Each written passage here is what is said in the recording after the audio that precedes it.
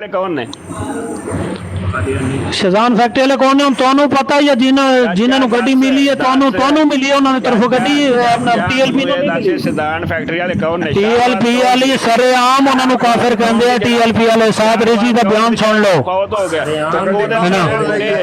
ਇੱਕ ਮੁੰਡੇ ਨੇ ਗੱਡੀ ਲੈ ਕੇ ਟੀਐਲਪੀ ਇਹਨਾਂ ਕਦੀਆਨੇ ਨੂੰ ਸਰੇਆਮ ਗਾਲਾਂ ਕੱਢਦੇ ਨੇ ਟੀਐਲਪੀ ਵਾਲੇ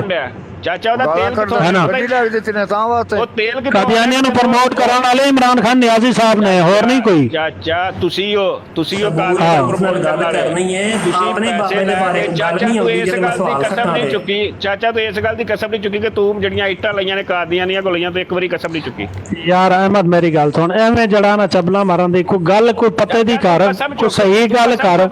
ਹੈ ਨਾ ਕਸਮ ਚੁੱਕੋ ਤੂੰ ਕਸਮ ਚੁੱਕ ਚਾਚਾ ਇਸ ਗੱਲ ਦੀ ਕਸਮ ਚੁੱਕ ਮੈਂ ਕਿੰਨੀ ਵਾਰੀ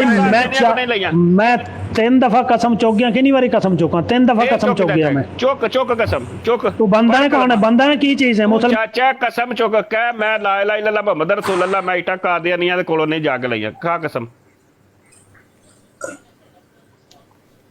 ਕਦੀ ਵੀ ਨਹੀਂ ਚੁੱਕੇਗਾ ਕਦੀ ਨਹੀਂ ਚੁੱਕੇਗਾ ਕਿਉਂ ਮੈਨੂੰ ਪਤਾ ਹੈ ਪਤਾ ਇਹਦਾ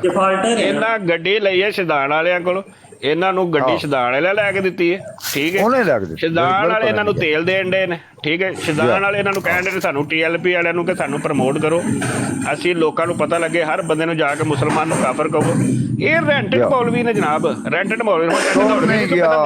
ਨਿਸੂ ਕਸਮ ਚੁੱਕੀ ਮੈਨੂੰ ਪਤਾ ਨਹੀਂ ਚੁੱਕਣੀ ਚੋਰ ਗਿਆ ਮੈਨੂੰ ਪਤਾ ਨਹੀਂ ਕਸਮ ਮੈਨੂੰ ਪਤਾ ਨਹੀਂ ਡਾਕਟਰ ਸਾਹਿਬ ਮੈਂ ਕਿੱਡਾ ਹੈਵੀ ਸਵਾਲ ਉਹਦੇ ਅੱਗੇ ਰੱਖਿਆ ਤੇ ਉਹਨੇ ਕਿਹਾ ਜੀ ਇਹ ਕਿਸੇ ਉਲਮਾ ਤੋਂ ਪਤਾ ਨਹੀਂ ਕਸਮ ਤੁਸੀਂ ਕੌਣ ਹੋ ਯਾਰ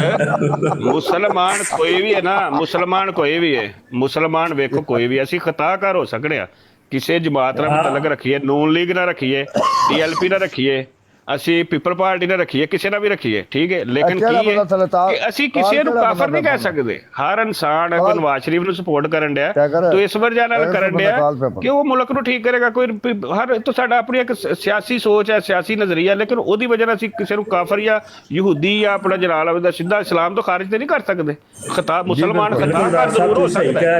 ਵੋਟ ਹਰ ਬੰਦਾ ਆਪਣੀ ਮਰਜ਼ੀ ਦਾ ਦੇਣਾ ਉਹਨੇ ਆਪਣੀ ਸੋਚ ਦਾ ਏਜੰਸੀ ਦਾ ਬੰਦਾ ਵਾ ਅਸੀਂ ਹੁਣ ਕਹੀਏ ਜੀ ਕਿ ਜਿਹੜਾ ਏਜੰਸੀ ਦਾ ਬੰਦਾ ਨਹੀਂ ਕਿਸੇ ਨੇ